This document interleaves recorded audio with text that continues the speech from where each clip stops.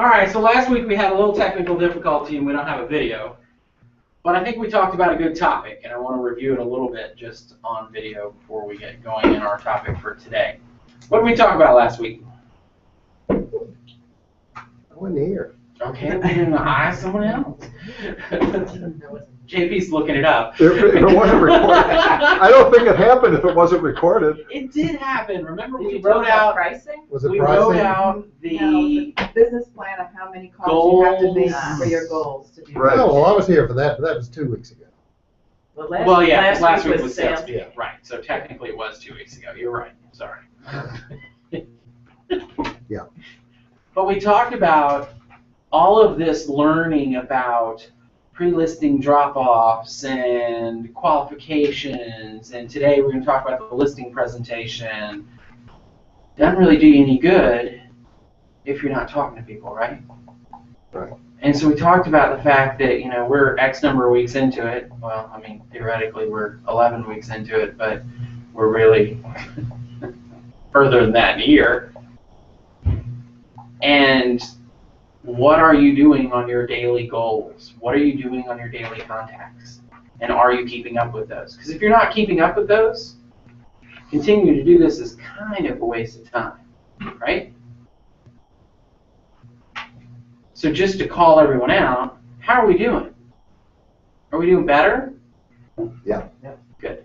I am not doing as well as I would like to be doing with that. Okay. One of the things that I'm really finding difficult to squeeze into my day is writing the 3 letters, 3 note cards to people. And I want to do that, but it just seems that it doesn't get fired up. I can't find a spot in the day to sit down quietly and write those things. Okay. So maybe we need to go back to week 2 and look at the scheduling and look at a way to kind of block out a time to Yeah, I just do. do that. I have to do that. I will tell you that I myself go back and review the scheduling process on a regular basis and re-review my schedule on a regular basis because it's the only way to keep up with it. It's the only way to stay focused on staying organized and doing what you need to do, because that's really what's important, right? And if you don't spend the time doing what you need to do, you won't get what you want out of this business, or out of anything for that matter. So stay focused.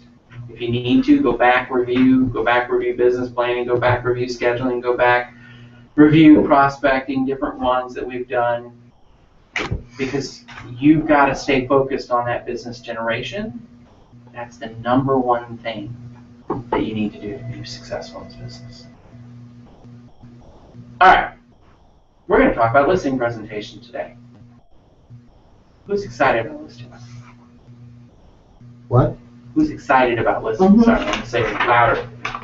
More excitement. Yes. Yeah. All right, so I heard conversation earlier that there's a listing presentation going on Friday. Yes. Right, so that's exciting. We got to stay with those, right? Because the other part of your business plan is how many listing presentations do you need to go on a week in order to reach your goal.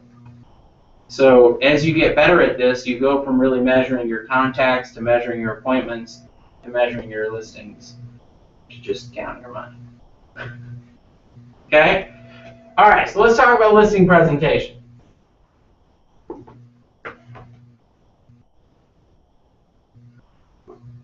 Today I want to talk kind of generally about it. Next week I think we'll look at the digital listing presentation, which is an option.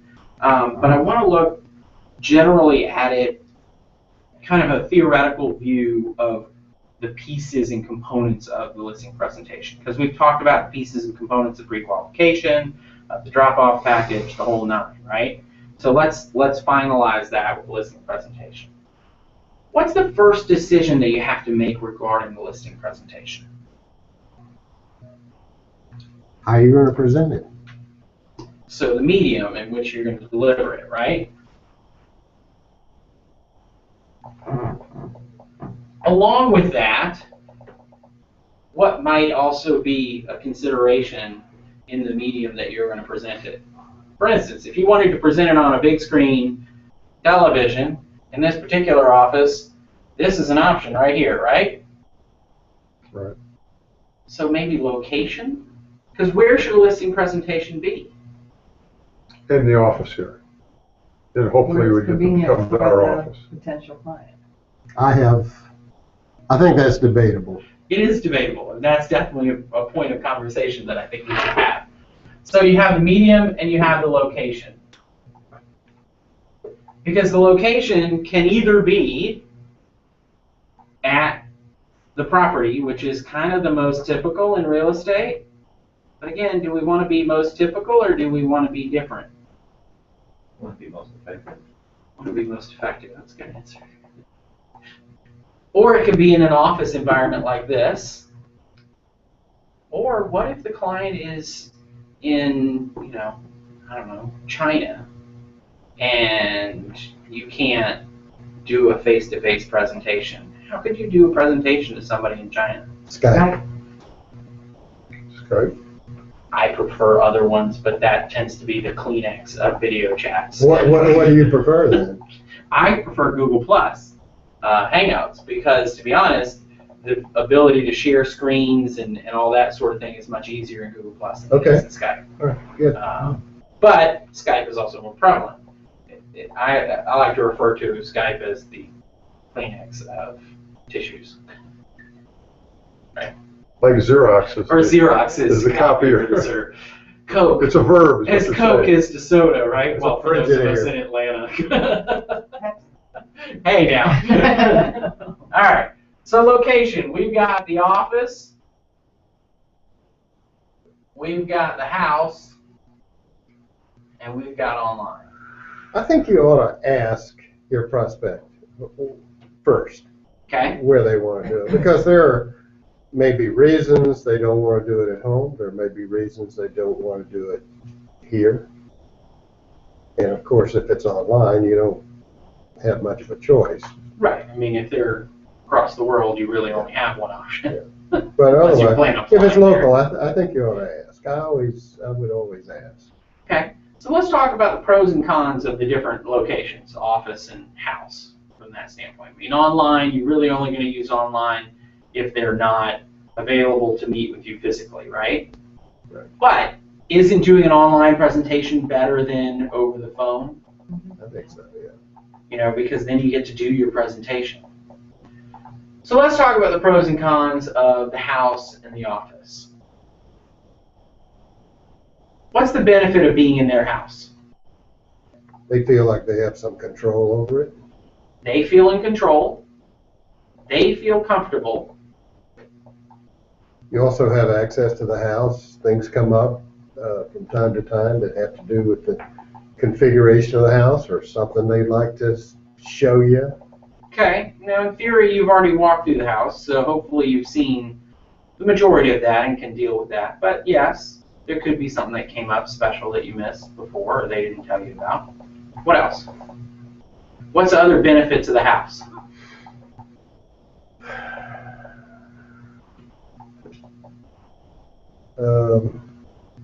You can get into talking about specific things that they may want to talk about. For instance, if they had an addition or something, you can speak to Right, that right. in general.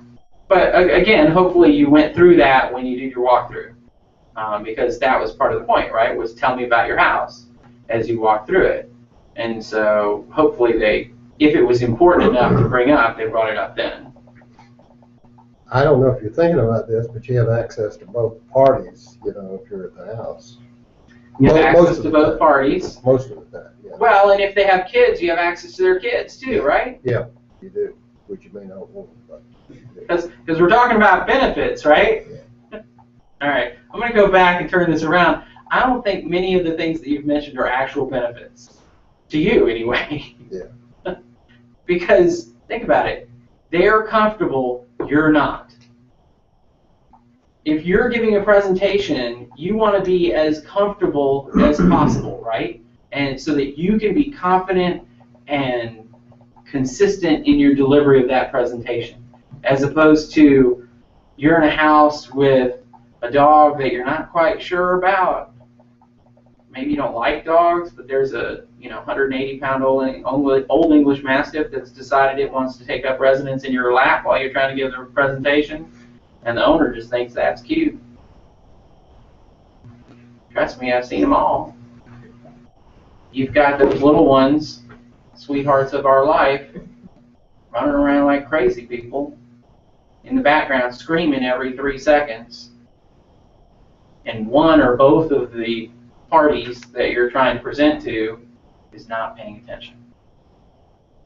Because they're paying attention to that, right?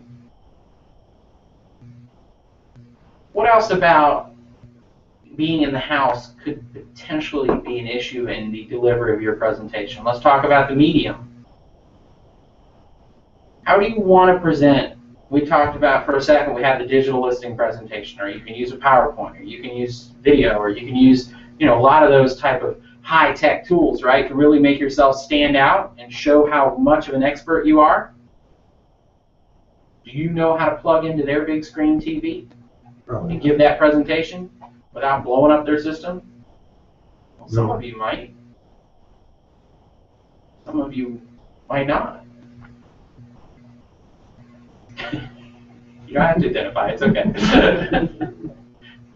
So from that standpoint, if you're comfortable, you've practiced, because of course practice makes perfect, right? And one of the things we talk about is practicing our role playing of our scripts and practicing our delivery of our presentation. You've practiced with a nice big screen, you're doing the digital listing presentation, you are just on it with the digital listing presentation. You can kill it. You get into their house, and you can't get the screen to work, you can't get it to connect. Now what? What is your likelihood of getting that listing? What happened to it? It just went down, right? Yeah, right. Yeah. It went down significantly because now you're flustered. You might be angry, depending on your personality and your approach to technological photons. You've lost credibility. And you've lost credibility because you went to be this, I'm the high-tech super agent, but you can't get the TV to work. So I think from those standpoints, a lot of those things about the house are negatives. Now, if you like to do a presentation without any kind of materials and you just like to chit-chat and kind of hang out, sit on the couch and talk, well, then their living room's a pretty comfortable place to do that, right? Yep. But if you're trying to deliver information and make sure that you're focused on what they need to focus on, is sitting down and just talking without any kind of materials very effective? I think it can be if our plan, and I like the plan of doing a pre-presentation. We've got so much material. And we gave them all that, right? That's such a great book, it is. too, that I really, before I go into that video presentation, I want somebody to give me a real strong signal that they want to see that. Otherwise, I'm going to try to confirm that they've read that book or looked at it enough to understand everything, and then finish it off with a more casual conversation than a presentation. Okay. Just So, my preference. I hear you. Let's talk about learning styles. If I was behind a black wall and you couldn't see me and all you could do is hear my voice, would that be more effective than just me writing something out and giving it to you? No. Well, it would be. I mean, you'd be able to hear the audio, right? Yeah, but I hear, I remember, I see, Our education guru in the back there. I understand. Exactly. I hear, I forget, I see, I remember, I do, I understand. So if we're just having a conversation with somebody versus having some visuals, we're missing an opportunity. Now, I'm not saying you can't potentially do that and can't be successful doing that. What I'm saying is that statistically, the probability of your success goes down when you take away the visual element. Well, I'm not saying that I would take them away altogether. I'm saying that I would, if I feel like I'm trying to describe something that they're not understanding, then I would turn to either the book or the video to try to get that across. But here's the, from an experience factor. You never know what you missed until you lost it. as an agent, you never know what you missed in your presentation, what they didn't understand, until you find out you didn't get the listing, and then you have the guts to ask, well, why, what happened? Why didn't you pick me? I can tell you a personal story. When I was an agent, I had a referral, I guess it was Inspired. I went on, did a listing presentation, went through the whole thing, didn't quite do the formal presentation like I usually did, had a real good connection with this guy. Able to have a good conversation, great location, real enthusiastic about the property. I was real excited to help him sell. Called to find out, no, didn't get it. Why? Because, this other company that I talked to does more relocation business than you do. I'm sorry, wait, what? Because our company does more relocation business than any company in the world, right? We're connected to the largest relocation company in the world. But clearly, because I didn't do my little show, I missed that. I lost a listing. It was a $600,000 townhouse. All because I thought I had it. We had a good relationship, we had a good conversation. This is in the bag. No, it's not. In today's environment, and that was almost 10 years ago, in today's environment, consumers are more educated than they've ever been about real estate in the market. And if you leave something out, if you don't give them the full show every time, you're missing something. Here's the other thing. Think about it from a fair housing or ethical or consistent treatment factor. My best friend, I don't go through presentation and all that stuff because I don't, just sign the paper, Bob. We're buddies. We've been buddies since we were kids. Just sign the paper. Am I doing Bob a service? No. Because Bob doesn't really know what's going on. Because I haven't taken the time to tell Bob all the stuff that I would normally tell a potential client and been a client. So no matter who it is, how well you think you've got it. Now, here's the reality. The first thing we do in a listing presentation in the script is ask if they had a chance to read the material that we dropped off, right? Did they get a chance to sign the listing agreement? Right? Because if they sign the listing agreement, well, then we have to give the presentation from the standpoint of we want to make sure they know everything that's going to happen, and we're educating them, but we're not selling them anymore because it's signed. We're done. We already finished. So that's why we have to try to think about in those situations. It's very easy for us to try not to do the full presentation, to try to back down from a lot of the scripts and a lot of the language that we talk about.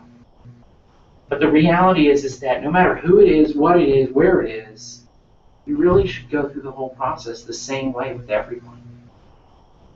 Because that's only fair to them. And it sets the right expectation for you. Because during our presentation, we're going to talk about things like what our expectation of how the pricing is going to work from the standpoint of, yes, this is the initial price that was on the listing agreement, and we can talk about that, but what happens if that's not right? Shouldn't we set the expectation for that during the presentation? Because the more that we can set the expectation up front, the easier our life will be as their listing agent. They need to have faith that we know what we're talking about as early on as possible. Now, luckily, in our system, we've talked to them 2 or 3 times already. We've even seen him once, right? Or twice, depending on how we got the appointment. So hopefully by now they're starting to feel comfortable with us. What we have to be careful of is, I told a personal story, but I could tell 1,000 others from other agents. That comfort level can't derail your system. Because if that comfort level derails your system, then you're not going to deliver the level of conversion that you want. So that's why I tend to lean towards the office, but I'll caveat that with the office is very outside of the norm. If you're competing against 3 or 4 agents, all of the other agents are going to do the presentation in their house. I mean, we used to teach it. You come sit at the kitchen table, right? That's the, is there somewhere we could sit to discuss the questions that you have? Which is a viable and valid approach, and it works. But what if you make yourself different? A little bit more professional, a little bit outside of the box. What are the objections to coming to the office? Let's deal with those. Convenience, don't measure. Absolute convenience. Convenience could be a huge issue. For one, just pure location. I mean, you know, especially as newer agents, you list something anywhere, right? If it's in the state, it's yours, man. I don't care if it takes me 5 hours to get there. Right. I'm listing it. I don't have any issue with it. I mean, you know, as long as you have gas money to get there and back, have at it. But the reality is asking somebody to drive from LaGrange to Dunwoody is not a reasonable access question, right? You can go to an office more local. You can. And so if you have the benefit of what we have with offices all over the metro, you could potentially go to an office that's closer to the listing. And they have the same equipment, so you know you can go in and pop on the big screen and do it just like anybody else does. Do they? Is there an effort to make everything conform? All of our computer systems are the same literally across the country. So if you happen to be in New Jersey and need to give a listing presentation to somebody up there for a property down here, there is an office there with a computer just like this. Now the logins, your login won't work there because it's a different domain, but once they get you on the system, it's the same process. Okay? Which is the beauty of being a part of a large corporation, because all the support is the same. You could potentially go to a franchise office if you needed to, if you ask and got, you know, a lot of our franchises are very, very friendly and supportive in that way. The other factor is that if you are truly going to be that far away, you need an agent, a local agent, to handle sign calls and service that aspect of the listing. Because you don't want to deal with buyers coming off of a house that's 5 hours away from you. You're happy to do the listing and do all the marketing pieces and all that aspect of it, but you're not going to run down there every time a buyer wants to see it, and you're not going to want to run buyers around that come off of it in that area. I mean, unless you just want to. So connecting with a franchisee or someone that's in that area that you can connect with, be able to refer business to, can be very helpful. I know a lot of people that are very successful with that. What else is another, from a convenience factor, it might be inconvenient because they do have 8 small kids. Can't imagine, but I know people that do. Well, just the logistics, you know, getting the wife together or whatever it is. Or the husband. Oh, that. Just to be, you know, Yeah. reasonable here. But the other reality is okay, so if they were going to, I don't know, let's pick another big life decision. They were going to go sit with an attorney and write up their wills. Do you think they'd bring their kids with them? Yeah. Probably not, right? But they're going to go to the attorney's office. They're going to sit down. They're going to go over everything. They're going to get it done, and then they're going to come home. So why shouldn't we have the same expectation that they should put the same emphasis of importance on this, the sale of their largest asset? Most likely. Right?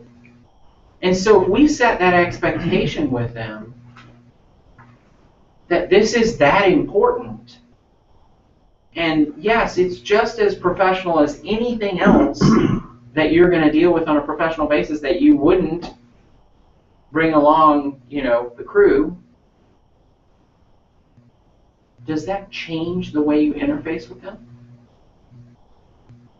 Does that change their expectation of what this process is going to be like moving forward? Right. Many of you know me well enough to know that I'm not here to be friends with the people that we've become clients. When I was an agent, I didn't want to get to be your buddy. That was not my job. My job was to list and sell your house. And so going and hanging out in your living room and chit-chatting about whatever was not on my agenda. I had lots of other stuff to do, and I wanted to be focused in such a way that when we were together, we were talking about the business, getting to the point, and moving forward. Now, there are just as many agents out there that love to build personal relationships to the extreme. I want to know all about your kids, I want to know all about your family, I want to know where you came from, I want to know where you've been, what you did with your life, what you'd like to do, what your dreams and hopes and aspirations are. Yeah, I mean, that makes me a little nauseous, but that's But that's the totally legitimate, it is a way that people do business. And so you've got to decide. If you're the type of person that loves to just kind of get to know them and you're going to do your sale by becoming their best friend, then bringing them to the office is probably not a good idea, right? Because it changes the mentality. Personally, I think it's more efficient. Because what's the other benefit of being in the office? Allocation of resources. All your stuff's here, right? Yeah. So you can make them a copy of something very quickly. You can go get it. You can print. You can whatever. In this office, if you happen to need, something comes up and you need backup, well, you come get backup, whether it's me or another agent, one of the staff, whatever.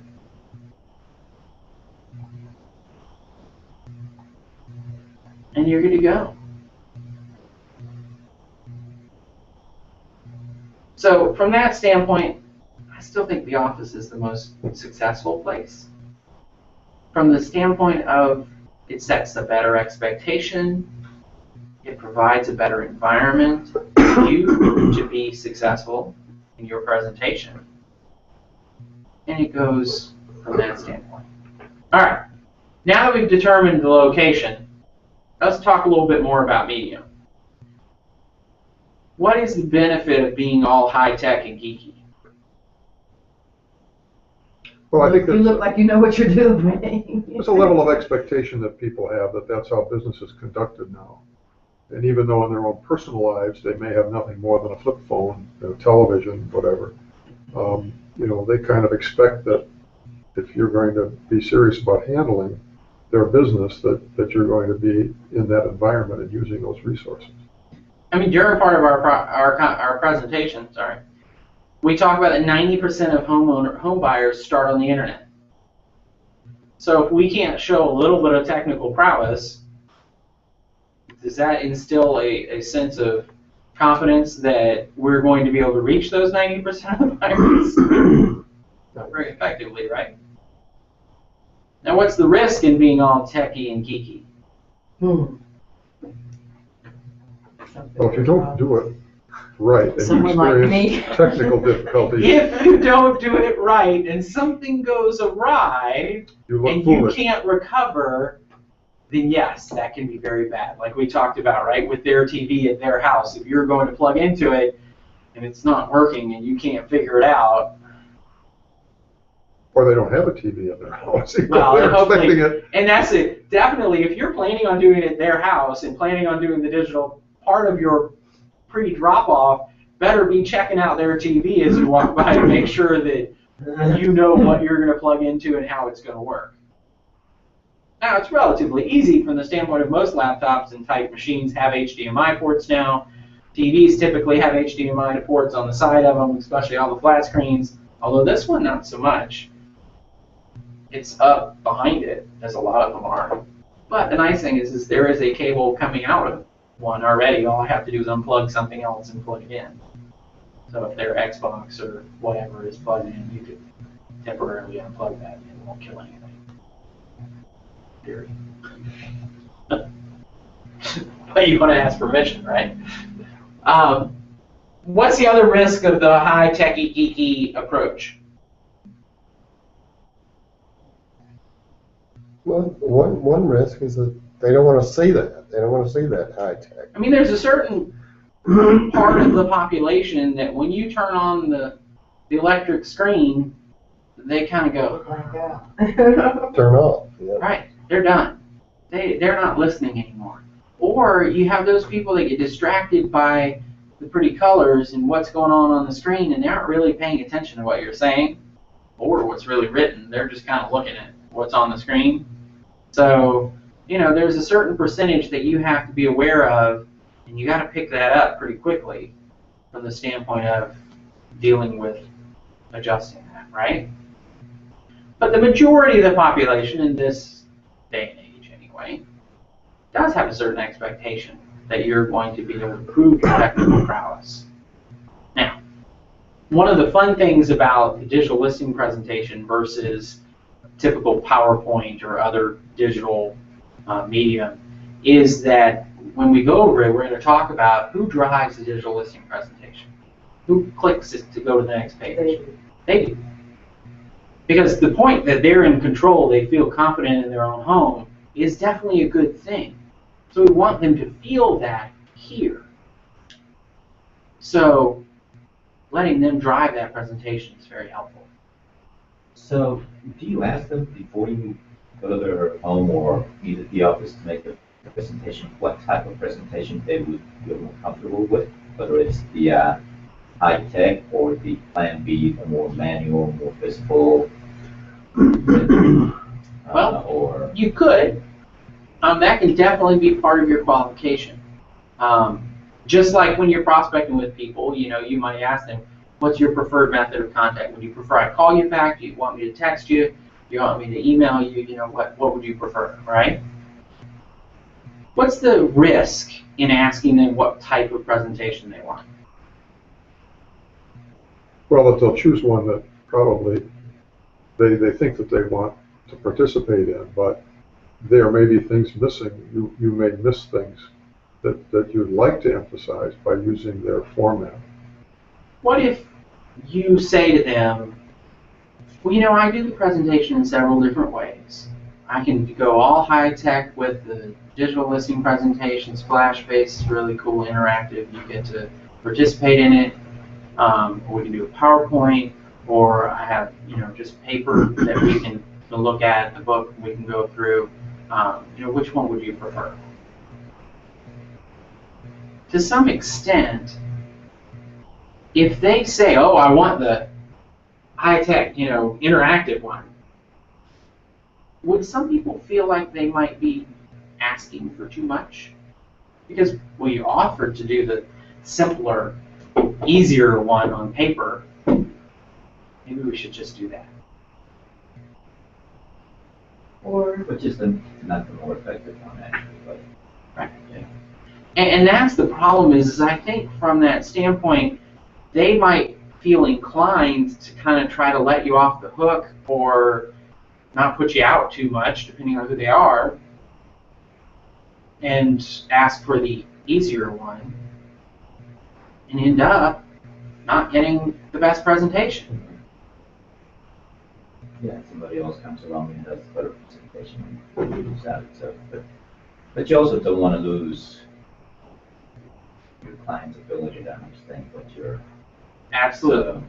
And I think from that standpoint, the way we do the presentation, we're going to look deeper into that next week, the way we do the presentation definitely is flexible depending on what type of personality, what experience, what background, you know, the person is that we're talking to.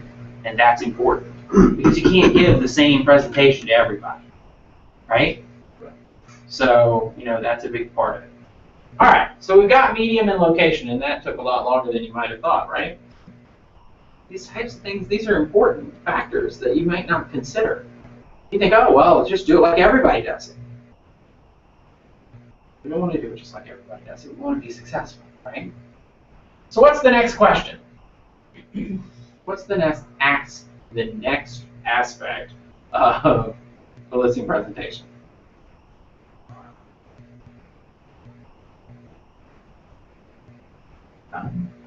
About the greeting. Because the first part of the presentation is the greeting, right? So let's go into the actual presentation. The first part is the greeting. In the greeting, if we're at their home, we're going to greet them and ask them the questions. If they're here, they're probably going to get greeted by the receptionist, put in a conference room, offered something to drink, right? Then you come in and do your greeting. What does the greeting do? What do you do during the greeting? Well, I think you have to express your gratitude for the meeting itself. There's a little of the gratitude factor. Thank you so much for coming in today. Riley, I really appreciate it. I'm looking forward to talking with you about selling your home. Right? What about there's the sales tactic of, I really like that jacket. Depends on your personality. I would never really pull that one off. You have to be authentic, because if you don't do it authentically, it comes bad, right? It's like, wait, what? Yeah. But it is important to break the ice. It is. Now, the nice thing is again, you've already talked to this person 2 or 3 times. You've already met them in person once, at least once. And so hopefully this is good to see you again. Thanks for coming in. I really appreciate it, so we can talk about selling your home. I'm excited. Right? Because you notice the one thing I've said twice, I'm excited, right? Enthusiasm. Does anybody want a salesperson that's not excited to sell their house? No. So when you're talking to them in every interaction with them, what's the number one thing you have to do? Be enthusiastic. Be enthusiastic. That enthusiasm can make up for a lack of confidence. If you combine confidence and enthusiasm, like a freight train, you can't be stopped. Okay? What's the other thing that happens in the greeting?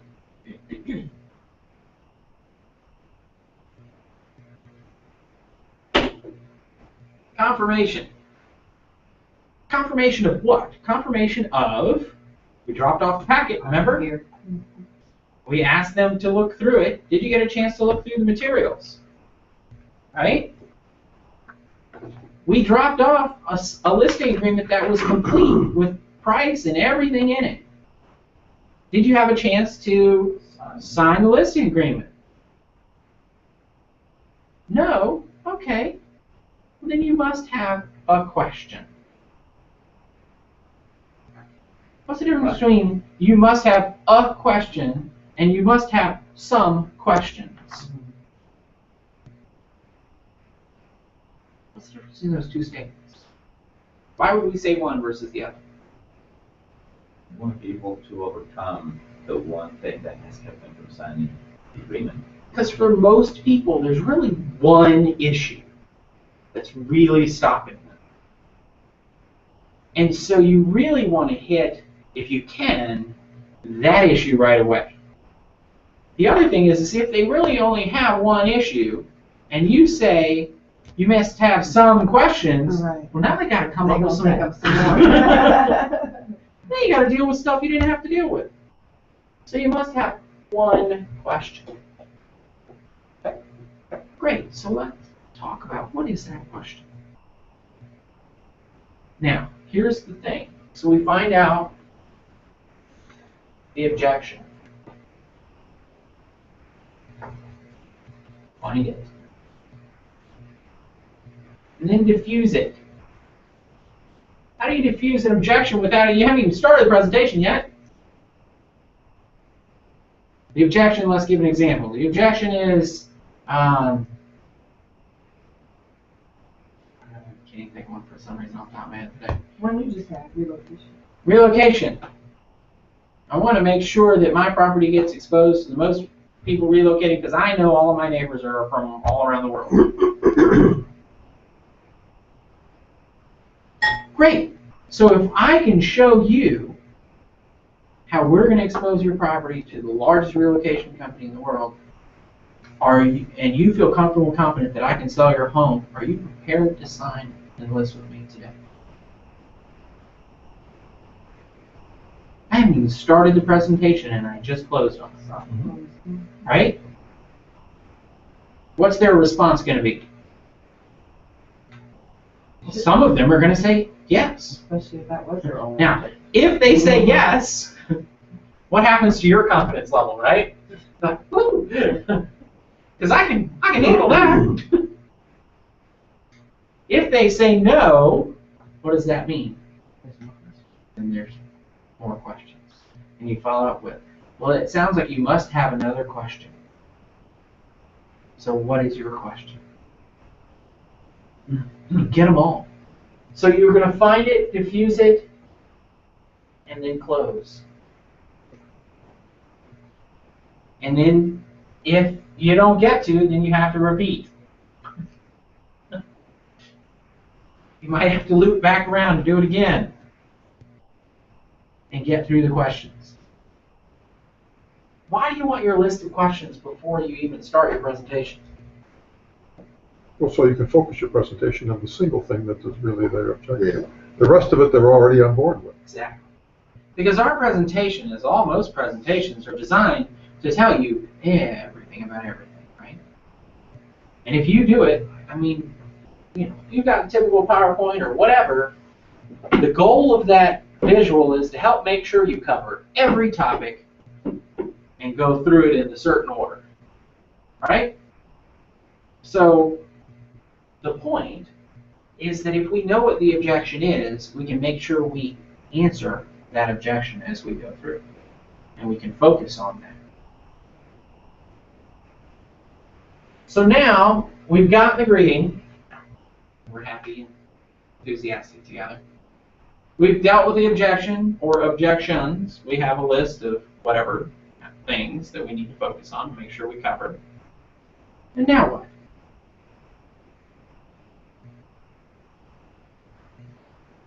Well, I think you touched on it. I mean, close.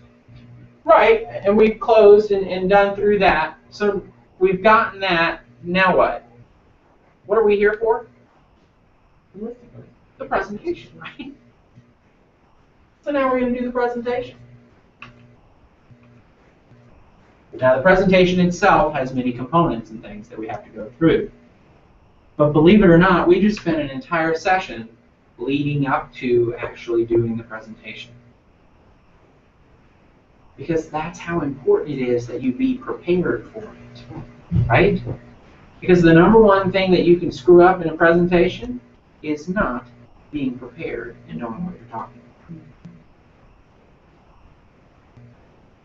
So let's talk about the preparedness of your presentation. What are the things you need to do to prepare?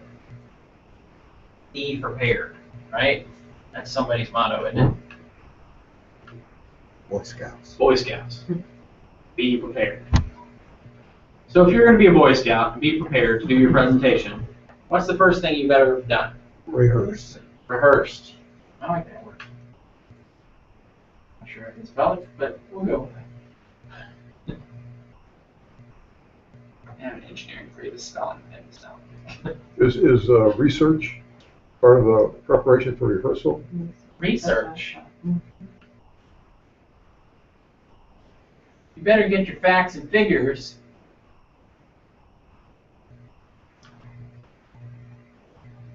Because if you don't know those when you're doing your presentation, you don't look like you know what you're talking about, right? If I can stand up here and talk about the 90% of people that start on the internet to buy a home, that talks about something. Remember we've talked about in other sessions, the NAR buyer profile. If you know those numbers, you know stuff out of there. What's the average for sale by owner sell for without an agent? 20%. What's the question? Average for sale by owner in this country sells for 21% Less. less than when it's listed with an agent. That's absurd. Right? Well, they think they're saving that money because they don't have to pay commissions and all kinds of fees. Right. They're What was the missing percentage? 21%. But they're missing the market, right? They're missing a huge marketing opportunity. There's an argument against that, though. You better be prepared for it.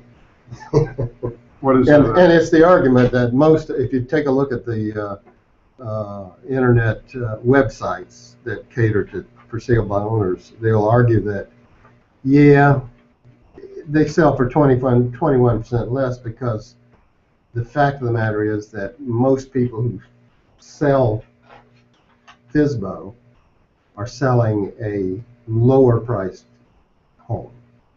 And that's what skews that statistic. And they'll furthermore go on to say that, and you're going to hear agents tell you that, and it's not true.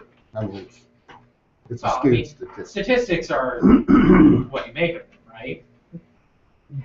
However, And, but looking the reality into it, I don't think that's true. I don't think it's true either.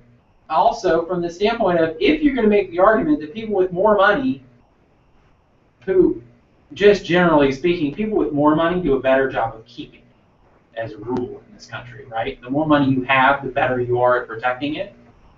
Kind of a American dream type thing. So if someone with more money is willing to pay commissions because they feel like that's in their best interest, isn't that the smarter thing to do? Yeah, I only brought it up Whole because conversation. No, it's and been that's a pulled very on good me, point. you know. That's a very good point. Whatever your facts and figures are, you better be able to defend it. Yeah. You can't just look up numbers and say stuff. You got to know what they come from and why they're there. What else can you do to be prepared? You rehearse the presentation. You do the research and memorize the facts and figures and get confident with that. Is there early test? Test the equipment.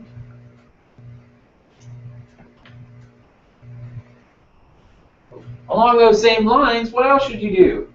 Especially if you're doing the presentation at their house. You're planning, you've been in their house on the walkthrough, you walk to their TV, you ask them about it, you said, hey, Mario, I would really like to do the presentation on this big screen tomorrow. I've got an HDMI port on my computer. Is that all right if we plug into that? Sure. Great, thanks. You're challenging. Oh, yeah. Of course. Thanks, great. Okay, we'll do that tomorrow. Okay, you show up for the presentation and you can't get it to work. What should you do? We need a Have plan backup. B. You need plan B, right? You better develop a plan B. For whatever plan A is, you better have a plan B. Because you never know what that, right? Just like last weekend, or week before last, in our 52 weeks class, right? Plan A was we were going to record it, and we were going to do this session. Well, guess what? Plan B was we didn't, but we still talked about stuff. We still had stuff that was useful and helpful to talk about. And so we still could recover from that. So that was your plan B. If you've been watching The Voice this season, I watched The Voice singing. You know, I can never remember this girl's name. Short blonde hair country singer, which I think is a couple of weeks ago or whatever, because I watch it on delay because it's on Hulu. She was in the middle of her performance, competing for her life, and her mic cuts out. Right in the middle of the performance. Nobody can hear her. She's up there just wailing away, and she can't even hear herself because, you know, they got those big earplug things in. She pulls it out, and so sure enough, she can now hear herself singing maybe, but she knows that nobody else can hear her. And she just keeps on trucking. Took them way too long to get her a mic.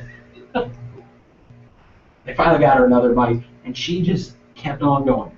Like, you couldn't tell that. I mean, if you had just watched the video without sound, you'd have never known the mic went out. Because by all her actions, she never skipped a beat. She didn't say, hey, you know what's going on? This mic's not working. Crap, man, I'm going to lose. No, she didn't. And guess what? She got to the next round.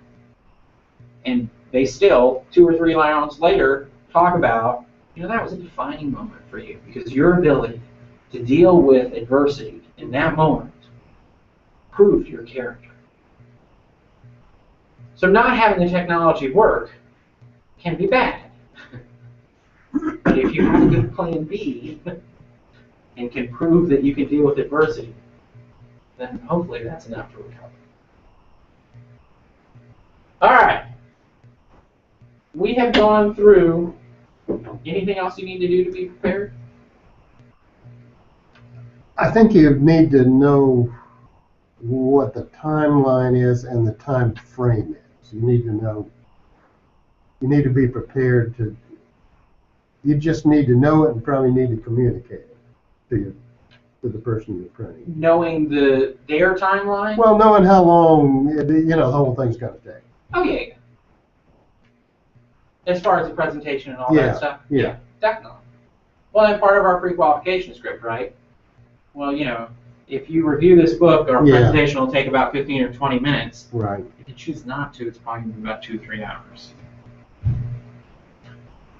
And that's the expectation. Well, I'm just saying, and part of the preparation, if, let's say, for example, you sit down and role play and rehearse and stuff, instead of, you can't disregard that. You have to be cognizant of how long that is Yes. and whether that's going to work or not Yes. in the setting. And you know, when you're setting the appointment or when you're confirming the appointment, you definitely want to set that expectation of, you know, this is going to take us about an hour. Is that going to, are you going to be able to, you know, beat through that?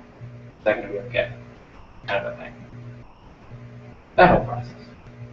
All right. So next time we're going to focus on the nuts and bolts, the meat of the presentation itself. How to deliver it, how to effectively interface with the client, and all those sorts of things. Because we've gotten up to that point. What do we need to do between now and next week? What? Get a presentation. Get an appointment. Make it a- Get an appointment would be wonderful. Because if you get an appointment, then you'll be able to actually practice this, right? And we talked about learning styles, and the number one thing is do, right? If you do it, you will understand it better. I could stand up here all day long and talk about all the things that you need to do and all the things that work and all the methods and theories and tools and systems and words and language and all that stuff. And if you don't use any of it, it's just hot air. I can make videos. I can write scripts and programs out. None of it means anything if you're not actually out there talking to people. So the number one thing you need to do is go talk to people and get an appointment. All right. Thank you guys for being here. Yeah. We'll see you next week.